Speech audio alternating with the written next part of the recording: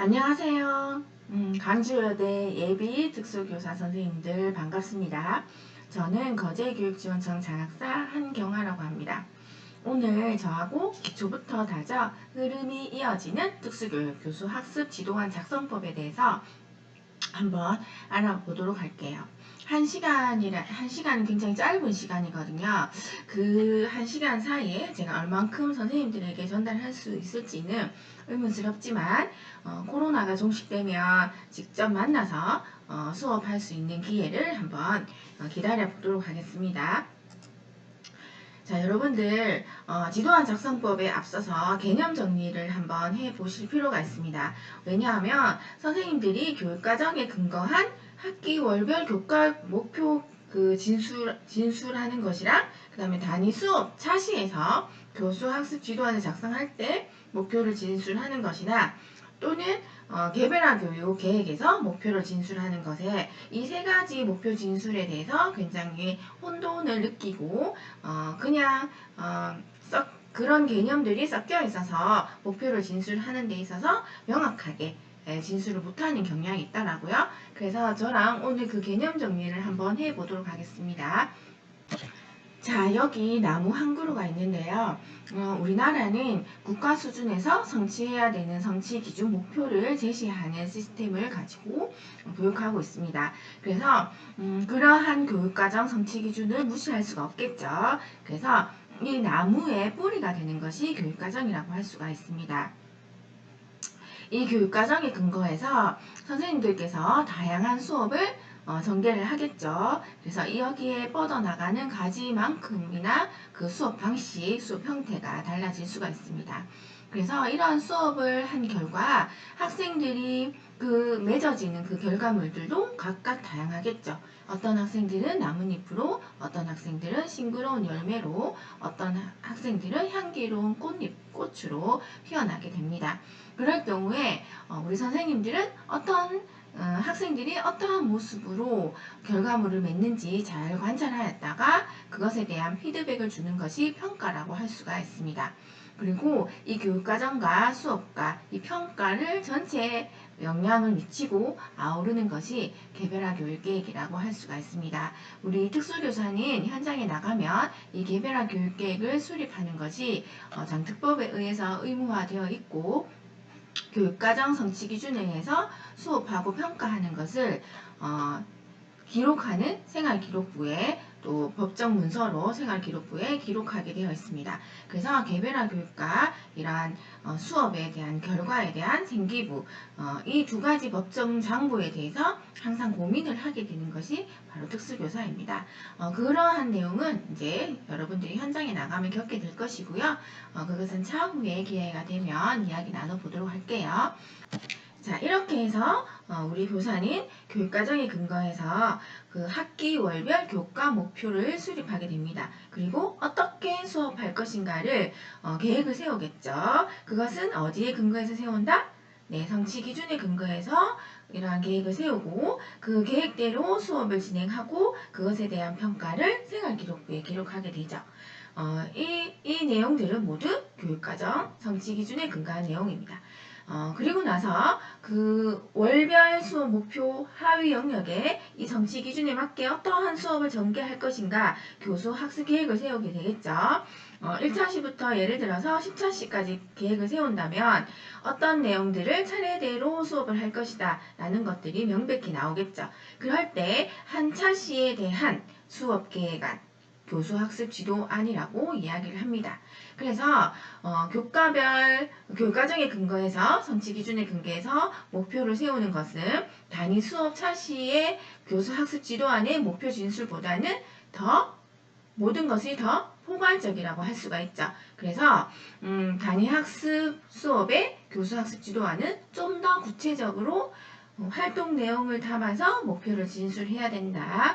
이것을 명심하셨으면 좋겠습니다. 그리고 개별화 교육에 있어서 목표 진술은 그 학생에게 가장 필요한 부분들을 개별적으로 접근하는 목표 진술이 되기 때문에 과제 분석을 통해서 단계별로 그것을 성취할 수 있도록 목표를 세우고 평가를 해야 된다라고 할 수가 있습니다. 개별화 교육계획에 대해서는 우리 이제 교수님하고 깊이 있게 많이 공부했을 거라고 생각을 합니다. 그래서 이 세 가지를 조금 개념 정리를 하셔야지 학년이 올라갈수록 한 개씩 배우는 과정에서 구분하게 되겠죠. 근데 이 세 가지를 구분하지 못하고 정보를 받아들이게 되면 현장에 나가서 헷갈리고 혼동되게 됩니다. 그래서 목표 진술을 개별화 교육이나 그 다음에 학기 교과 목표 계획이나 단위 학습 수업 계획이나 이 세 가지를 혼동해서 목표 진술을 제대로 못하는 경우가 발생하게 되겠죠. 그래서 오늘 그 부분에 대해서 명확하게 구분하고 지나간다고 생각하시면 되겠습니다. 자, 그러면 오늘 기초부터 차근차근 흐름이 이어지는 수업 지도안 작성법에 대해서 배울 텐데요. 첫 번째는 먼저 배움 중심 수업 철학에 대해서 배우고요. 두 번째는 흐름이 이어지는 교수 학습 지도안을 작성해 보도록 하겠습니다. 자, 배움 중심 수업은 철학입니다.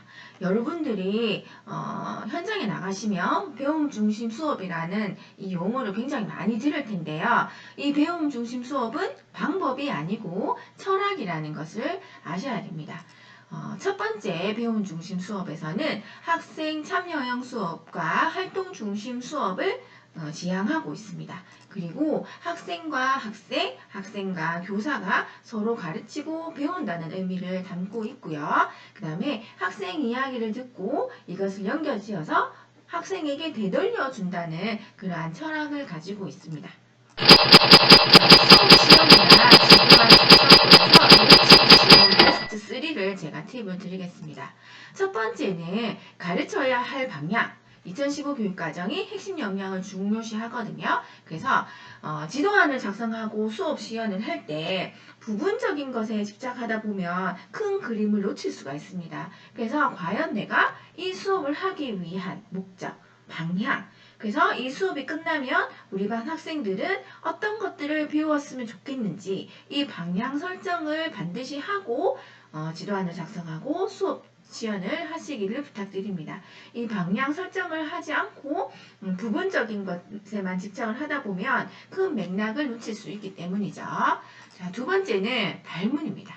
여러분들이 예비 특수교사이기 때문에 직접 학생들을 대할 기회가 적지요. 그래서 내가 어떤 질문을 했을 때 학생들이 어떤 대답을 할지 예측을 하고 그것에 따라서 다시 발문하는 연습을 반드시 하셔야 됩니다. 그냥 제가 발문하는 것만 연습을 하다 보면 실제로 수업을 시연하게 되면 혼자 하는 수업이 될 수밖에 없습니다. 그래서 발문을 하고 어떠한 대답을 할 것인가를 예측하는 연습을 하다 보면 서로 주고받는 수업이 되겠죠. 그럴 때 만약에 임용 시험에서 수업 시연을 하는 시험을 치게 된다면 이러한 평소에 발문 연습을 한 것들이 굉장히 많이 도움이 될 수밖에 없습니다. 네, 마지막 세 번째는요, 역할 부여입니다. 여러분들 일반 교육과 달리 특수교육에 있어서는 학생들의 수준과 장애 유형이 너무나 다르죠. 한 반에 5명 학생이 있으면 다 그 수준 차이가 있어서 똑같은 수업을 하더라도 학생에게 주는 그 수업 설계는 조금씩 달라질 수밖에 없습니다. 그래서 그러한 수준이 다른 학생들을 한 가지 주제로 함께 수업하는 데 있어서는 반드시 역할에 대한 생각을 비계 설계를 하고 시작하는 것이 좋습니다. 그래서 어떤 활동을 하든지 간에 이 학생은 이 수업에서 어떤 역할, 어떤 내용을 수업을 할 것인가, 또 이 학생은 어떻게 참여를 시킬 것인가, 이러한 것들에 대한 생각을 미리 가지고 수업을 설계를 한다면 아마도 성공적인 수업 설계와 수업 시연이 되지 않을까 생각을 합니다. 자, 그 다음에는 배움 중심 수업에 있어서 발문이 굉장히 어렵다고 했죠. 그래서 발문에 대한 팁을 몇 가지 드리도록 하겠습니다. 그래서 여러분들이 겪었던 그 학창 시절을 떠올리면서 저의 이야기를 들어보시면 좋을 것 같습니다. 그래서 학생의 생각을 이끌어내는 발문 첫 번째 팁은요, 연결짓기. 두 번째 팁은 경험 유도하기. 세 번째 팁은 오감 활용하기. 네 번째 팁은 꼬리꼬리 물기입니다. 한 가지씩 한번 살펴보도록 할게요. 자, 연결짓기 하는 방법은 교재와 학생, 학생과 학생, 오늘 수업과 내일 수업, 어제 수업과 오늘 수업, 그리고 지식과 지식, 교실에서 배운 것과 생활에서 일어나는 것을 연결짓는 것입니다. 쉽게 말해서 학생들이 제가 수업을 준비했을 때 반드시 교재가 있죠. 교구나 교재가 있을 거예요. 그 교재나 교구를 학생과 연결시키는 것이 중요합니다. 이 교재를 선생님이 혼자 설명을 하고 수업을 진행한다면 학생들에게 도움이 되지 않겠죠. 그래서 이 교재는 어디에서 보았는지, 너희들은 어떻게 사용하는지 아니? 그 다음에 이 교재는 어디에서 활용될까?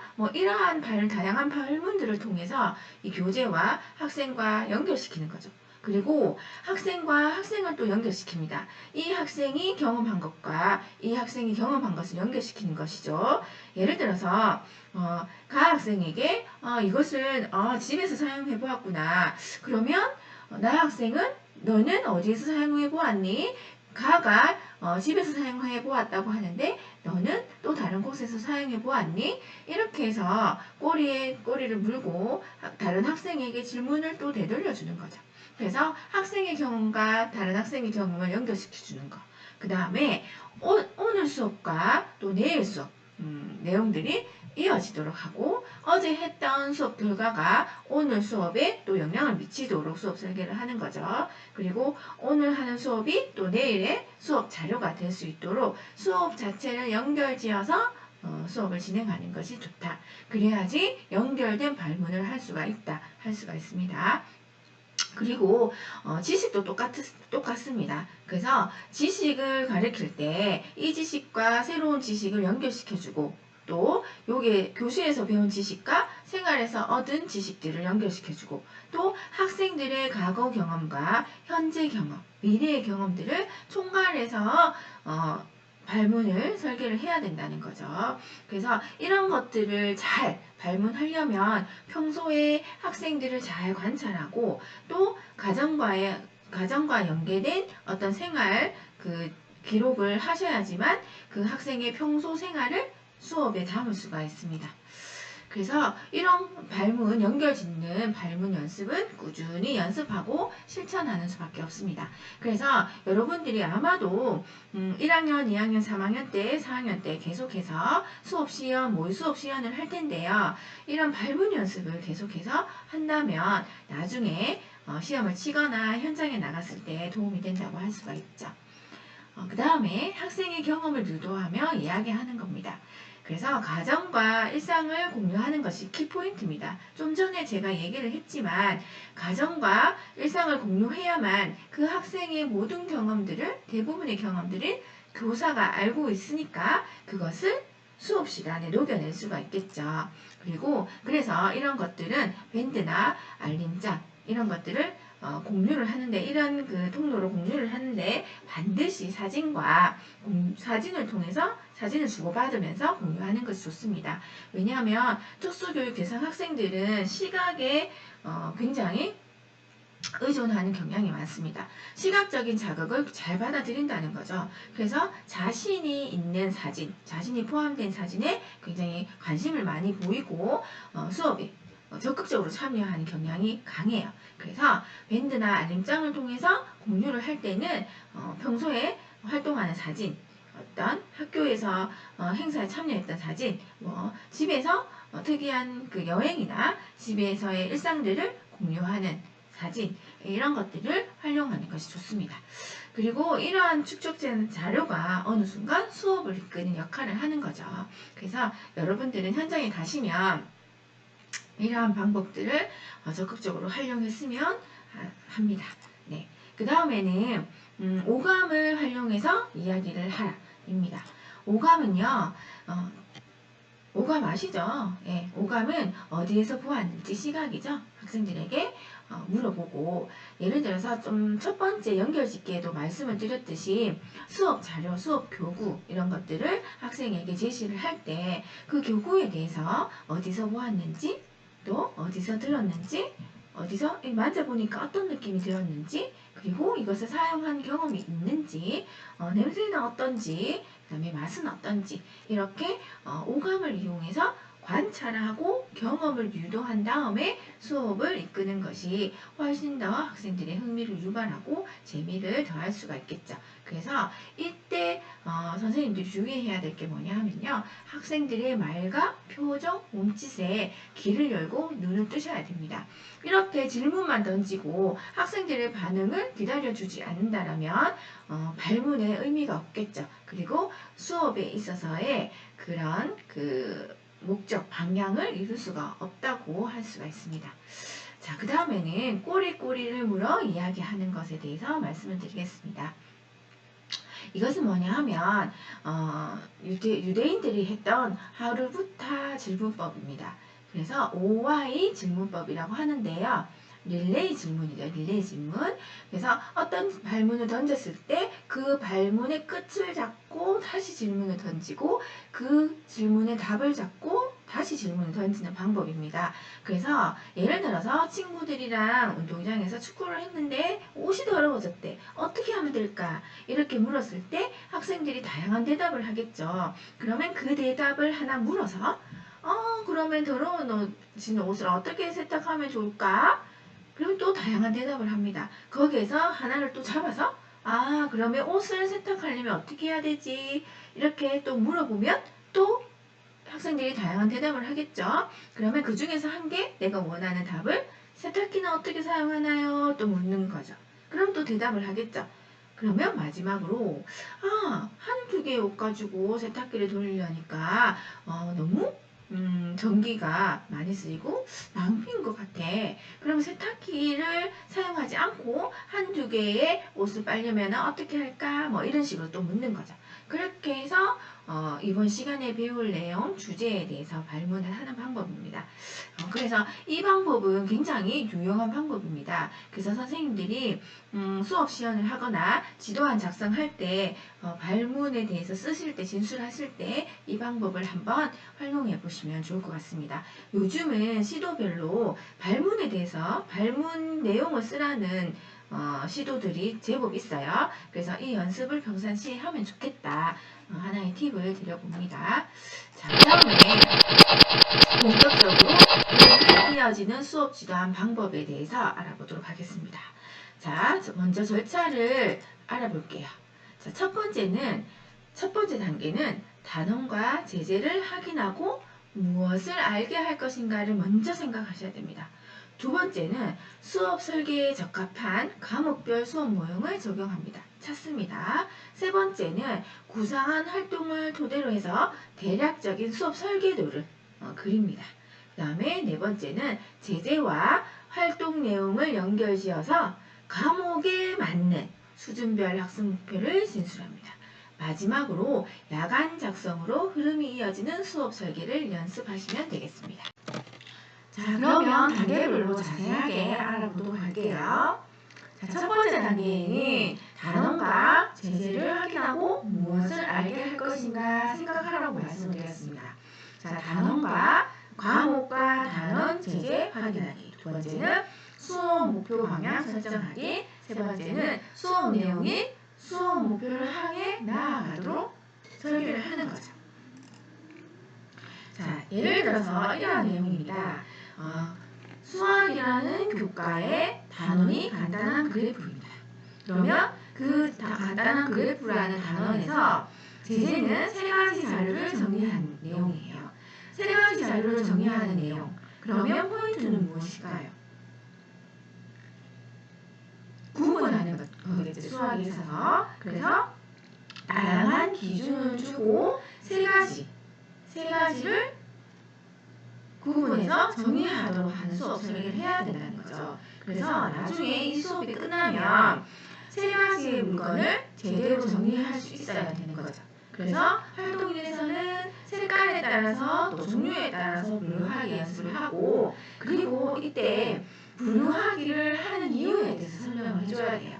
왜냐하면 우리 특수교육 대상 학생들은 안 가르쳐주면 모르거든요.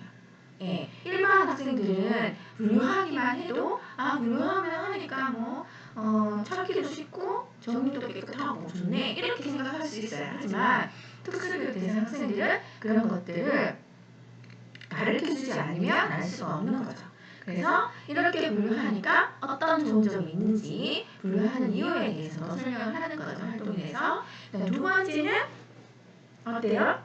내 바운더리에 있는 내가 지금 현재 소속되어 있는 이 환경에서 물건을 정리해보는 거죠. 그리고 세 번째는 학생들이 좋아하는 사회적 상황을 설정해놓고 물건을 정리하는 연습을 해보는 거죠. 이러한 활동 1, 2, 3이 한 가지 목표로 나아가도록 되어야 됩니다. 이렇게 분류하고 정리한 내용들을 최상위 단원에서는 그래프를 그리는 목표가 설정이 되어 있는 거죠.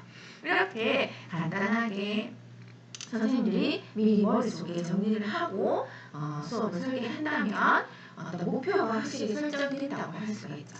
자, 두 번째 예시를 한번 보겠습니다.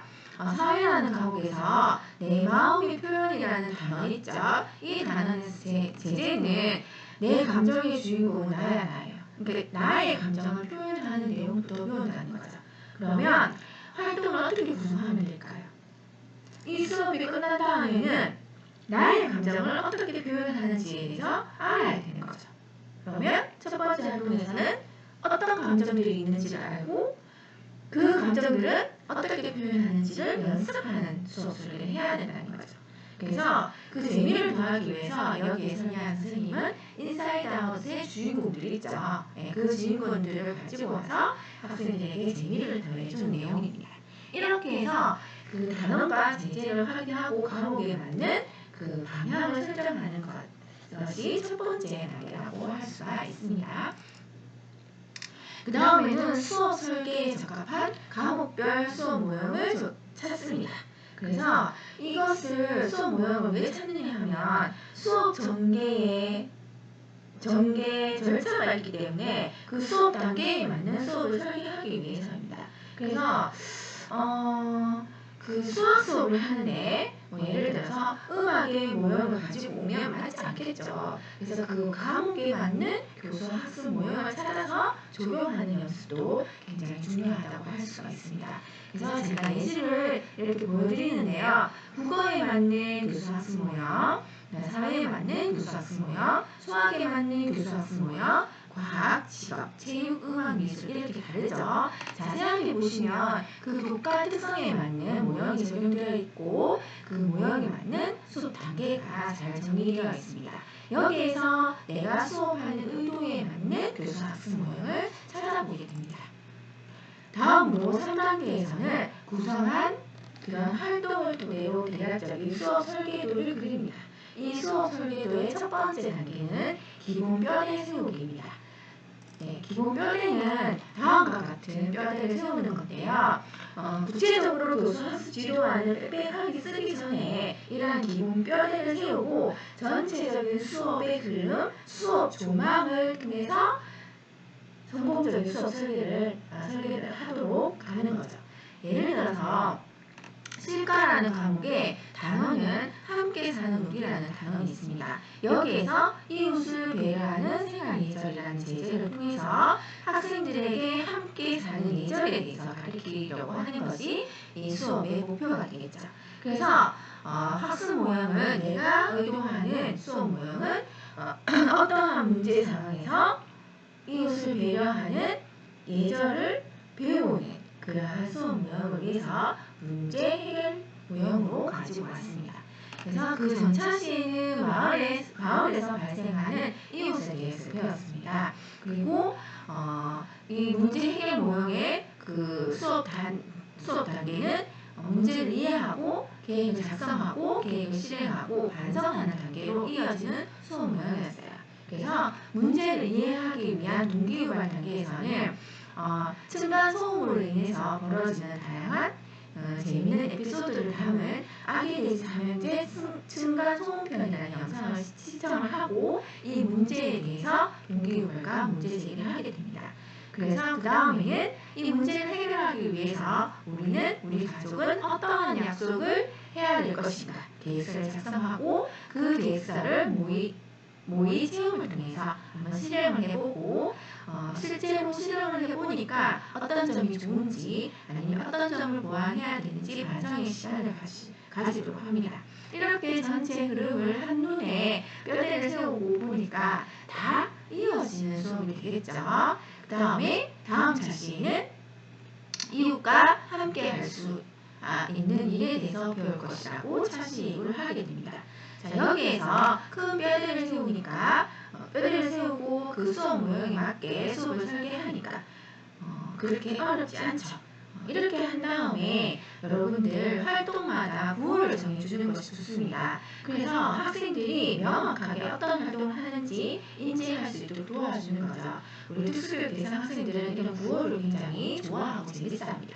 그래서 계획 작성 단계에서는 정해보아요. 계획 실행 단계에서는 실천해보아요. 반성에서는 되돌아보아요. 이런 구호를 외치고 그 다음에 어떤 교육 방법을 적용할 것인가에 대해서 또 생각해 봅니다. 하나를 더 하는 거죠. 뼈대를 하나 더 세우는 거죠. 그래서 활동 1에서는 이제 계획을 작성하니까 작성하기, 계획 2에서는 활동 2에서는 모의 체험을 하니까 체험하기, 계획 활동 3에서는 조금 더 재밌게 소감 발표를 하기 위해서 리포터 내기 이런 형식으로 큰 기본 뼈대를 한번 세워봅니다. 자, 그런데 여기에서 주의해야 할 점은 뭐냐면요. 제발 여러분들 목표부터 세우지 마세요.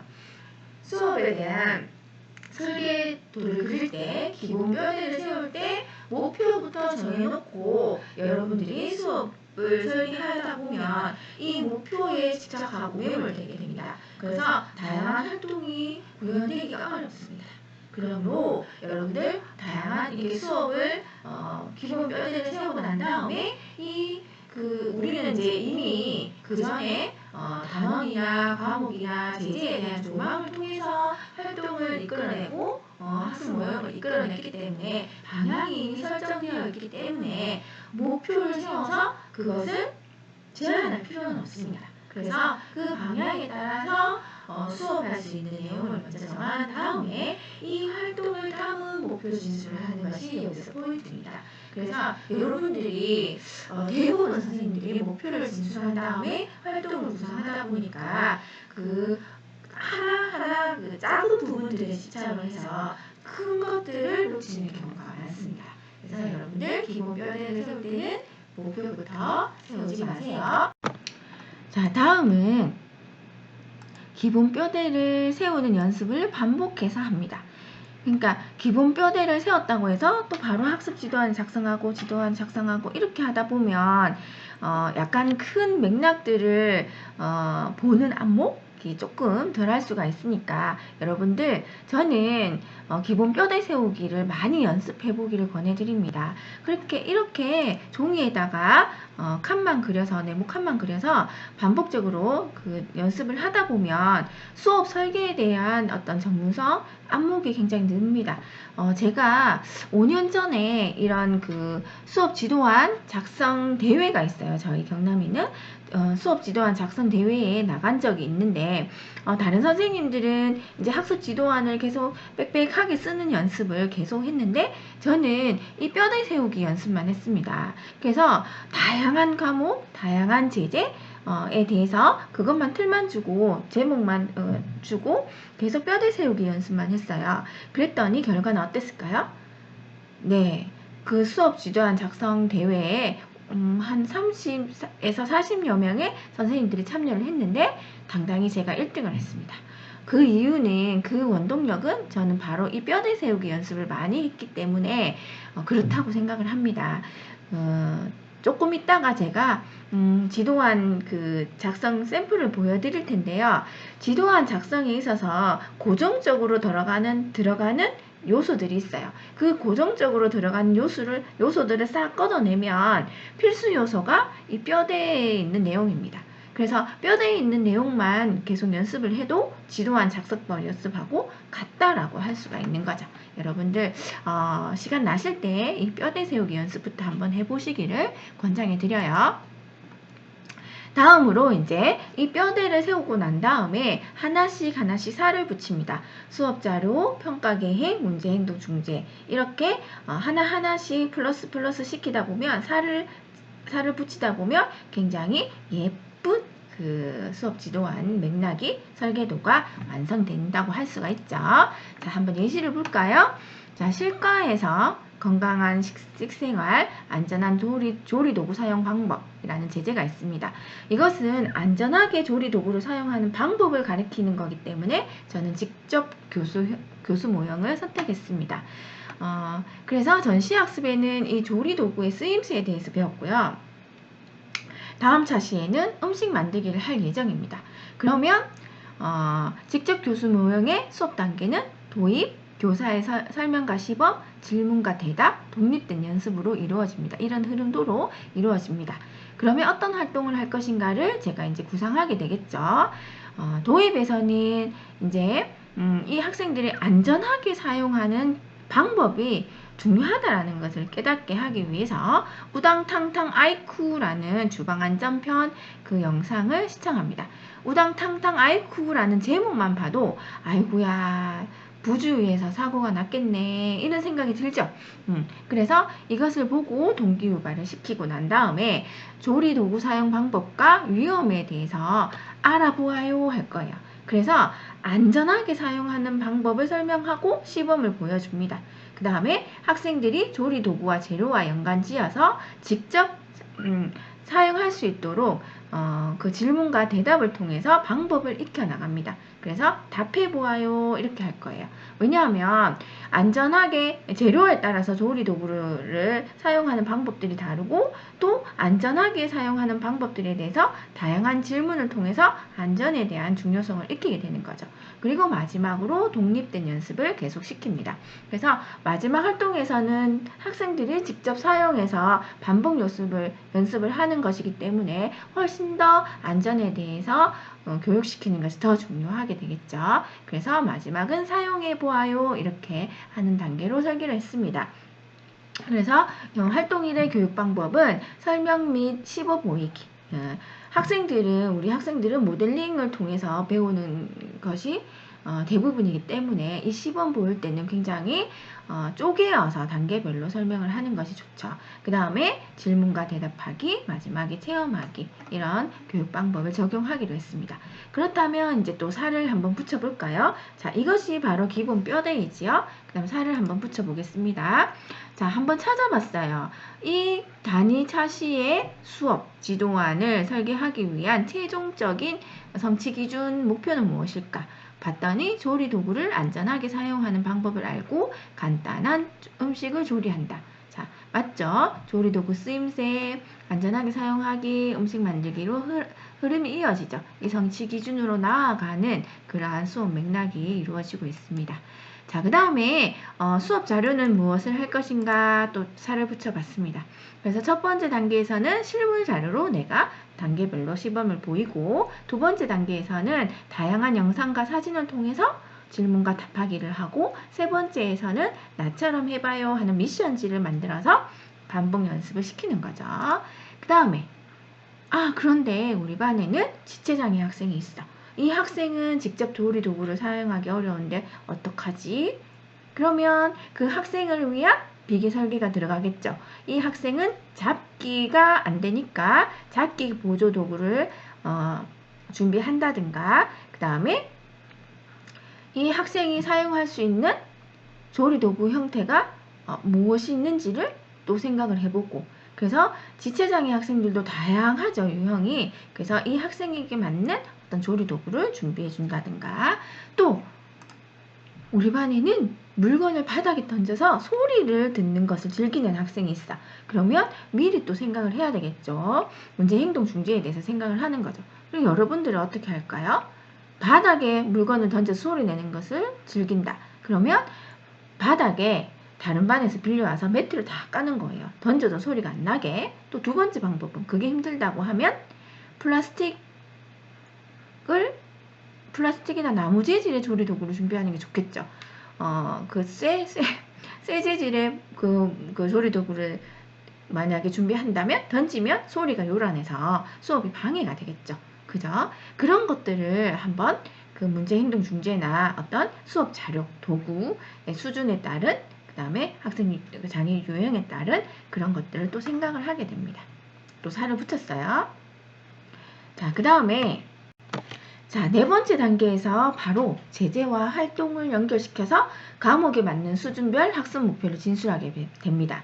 제가 좀 전에도 말씀드렸죠. 처음부터 학습 목표를 진술하지 마세요. 자, 이제 수준별 학습 목표를 진술하게 됩니다. 여러분들은 임용고시를 보시든 그 다음에 교생 실습을 나가시든 현장에서 교수학습 지도안을 작성하실 때는 반드시 수준별 학습 목표를 진술합니다.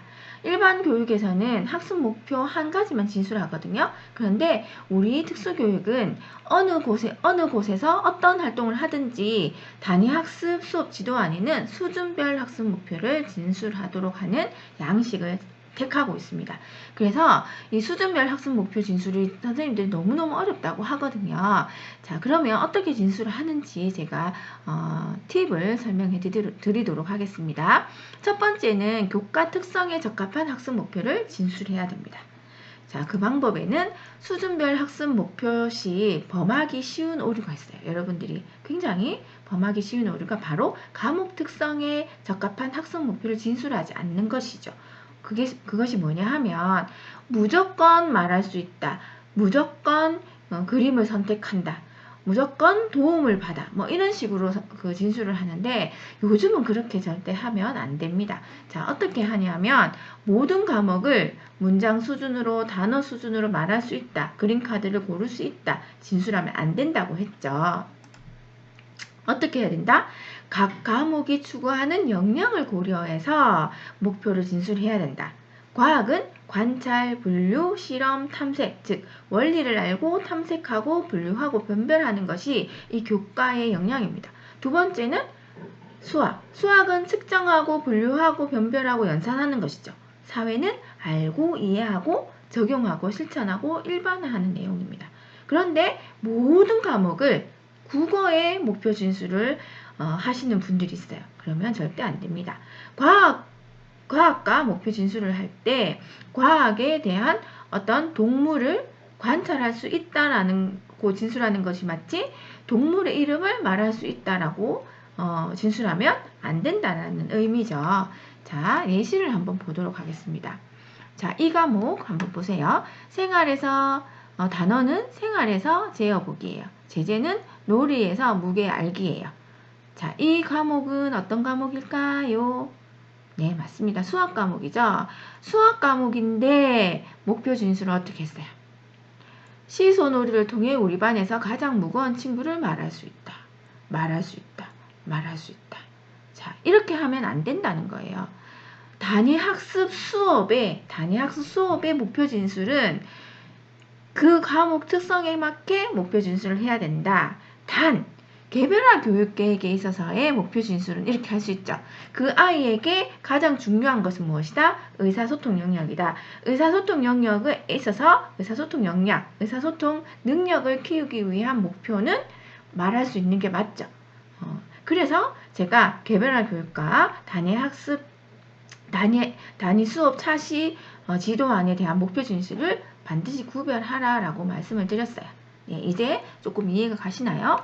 그렇게 했을 때 이 수업의 목표 진술을 어떻게 해야 될까요?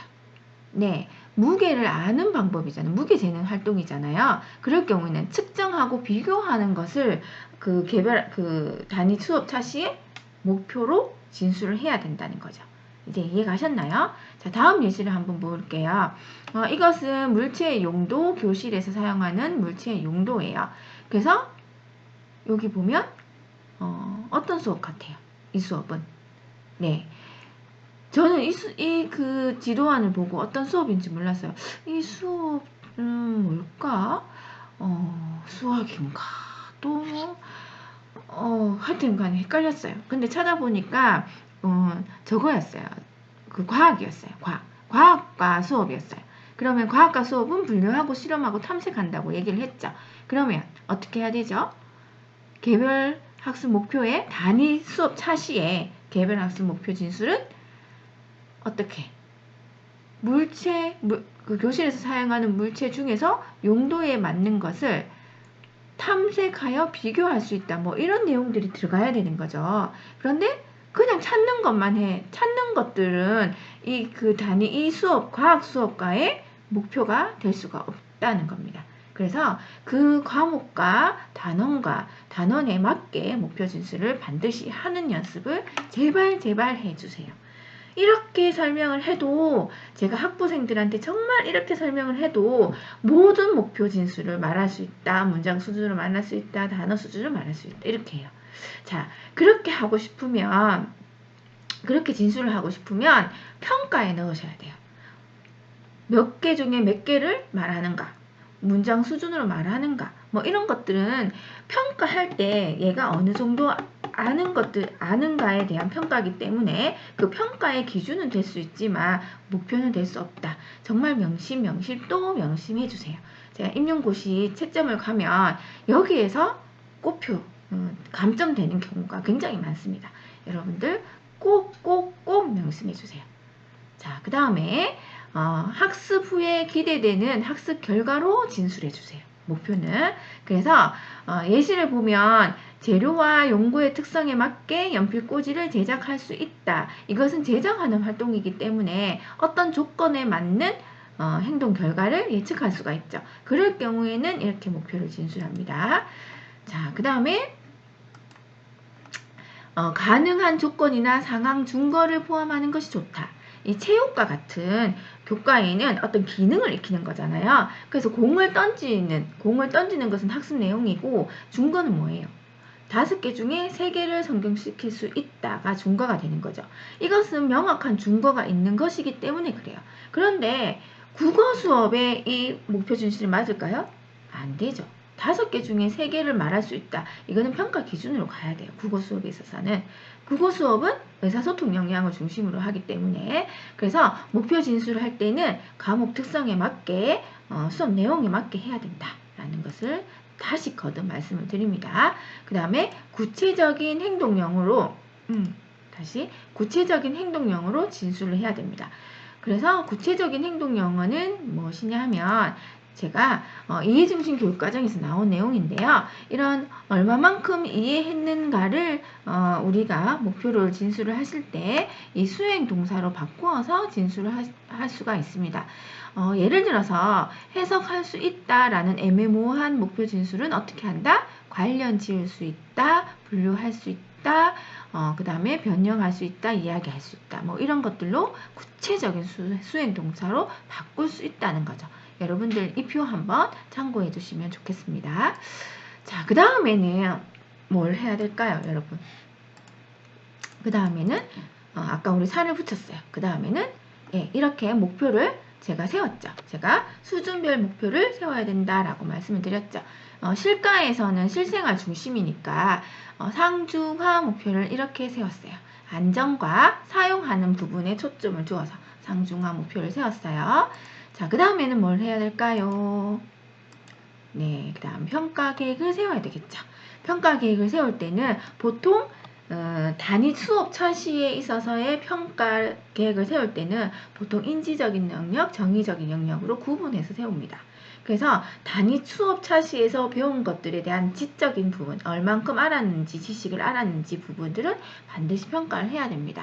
그래서 사항 학생 같은 경우에는 5개 중에서 5개 모두 안전하게 사용하는 거고, 중학생 같은 경우에는 5가지 중에서 3개, 그 다음에 하학생 같은 경우에는 1개 이상을 사용 방법 안전하게 사용한다. 그래서 굉장히 구체적인 평가 기준으로 평가를 하는 거죠.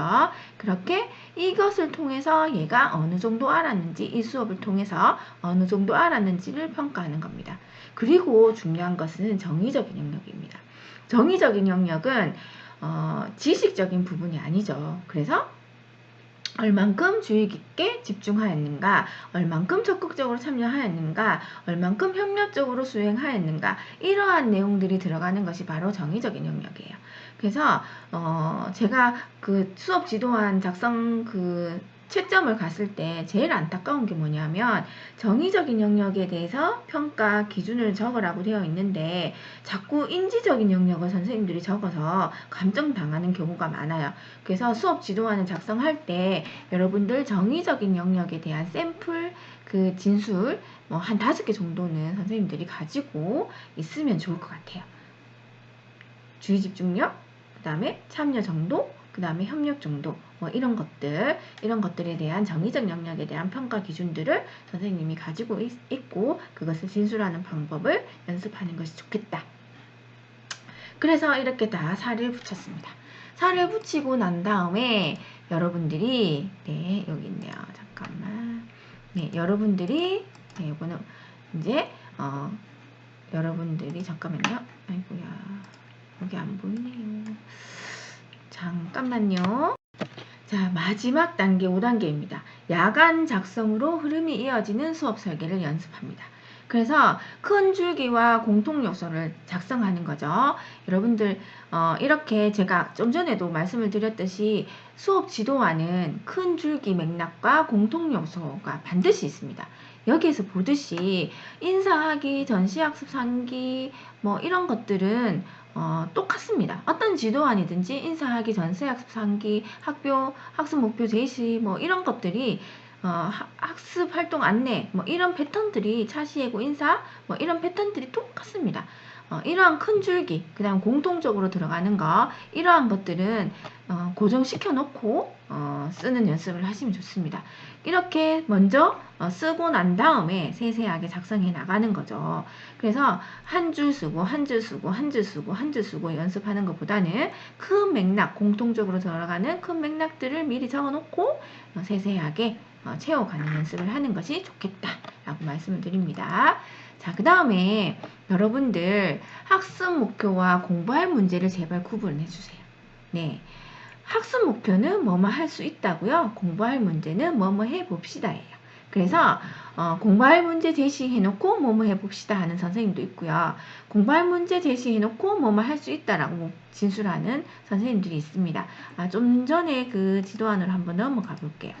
자, 여기에서 학습 목표 제시, 수준별 학습 목표를 함께 읽는다는 이것을 읽는다는 뜻이에요. 그 다음에 학습 안내, 학습 활동 안내는 네, 활동 1, 활동 2 이것을 말합니다. 근데 여기에다가 학습 목표 제시해놓고 뭐뭐 해봅시다 라고 쓰는 선생님도 있어요. 그러면 안 된다는 거죠. 그렇게 하려면 요게 공부할 문제 제시라고 써야 된다는 겁니다. 제발 이거 구분 꼭 해주세요. 그 다음에 용어를 통일해 주세요. 교사 활동과 여기 교사 활동과 그 다음에 학생 활동을 용어 진술할 때 뭐뭐 하기라고 했으면 또 여기도 뭐뭐 하기라고 하고요. 뭐뭐 한다 했으면 여기 뭐뭐 한다라고 하고요. 뭐뭐 할 수 있다 했으면 뭐뭐 할 수 있다. 여기 교사 활동과 학생 활동의 용어를 통일시켜 달라 당부를 드립니다. 그 다음에 발문 구상을 연습하세요. 마지막으로 3개를 당부드립니다. 자, 그리고 야간과 세안이 있는데 선생님들이 야간이 뭐예요? 세안이 뭐예요? 이런 질문을 많이 합니다. 야간은 지금까지 제가 살펴보았듯이 한 차시 분량의 지도안만 작성하고 간단하게 작성하는 것을 말합니다. 자, 예시를 보여드릴게요.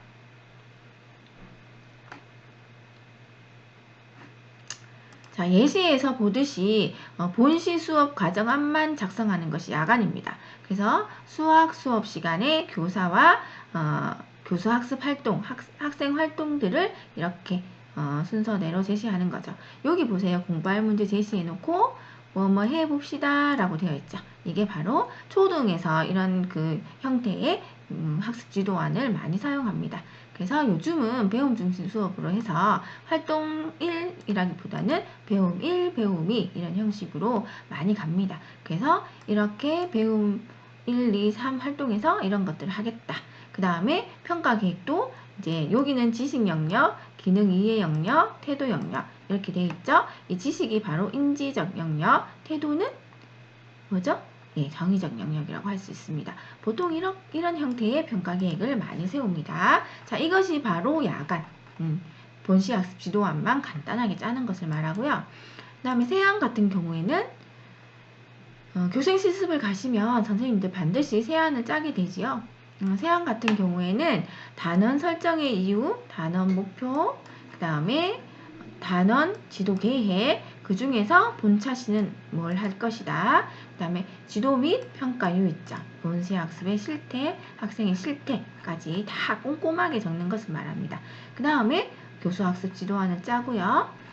그 다음에 평가 계획도 짜고, 그 다음에 칠판 활용 계획도 이렇게 짜는 것.